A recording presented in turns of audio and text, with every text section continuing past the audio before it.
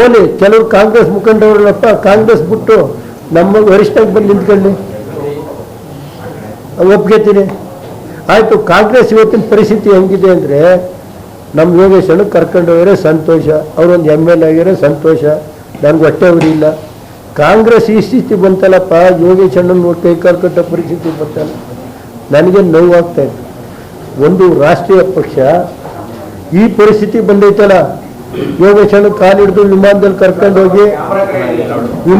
ಕರ್ಕೊಂಡು ಹೋಗಿ ರಾಜೀನಾಮೆ ಕೊಡಿಸಿ ಈ ಪರಿಸ್ಥಿತಿ ಬಂತಲ್ಲ, ಡ್ರಾಮಾ ಮಾಡಿ ಪಾಪ ಆ ಮನುಷ್ಯನ ಇದು ಮಾಡಿದ್ರಲ್ಲ ಅಂತ ನನಗೆ ಅಷ್ಟೇ, ಇನ್ನೇನಿಲ್ಲ.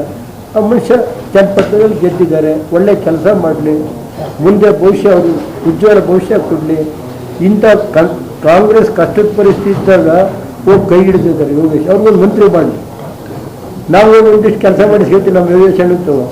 ನನ್ನ ಬಗ್ಗೆ ಏನ್ರಿ ಇಷ್ಟೇ ನಾನು ಹೇಳೋದು, ಏನು ಬಾಕಿ ಇನ್ನೇನಾದ್ರು ವಿಷಯ ಇತ್ತು ಹೇಳ್ಬೇಕಾ ಅಷ್ಟೇ. ನಾನು ಹೇಳೋದು ಇವತ್ತಿನ ಸನ್ನಿವೇಶದಲ್ಲಿ ನಾವೆಲ್ಲ ಫಾರ್ಮಾಗಿ 18 ಜನ ಇರ್ತೀವಿ.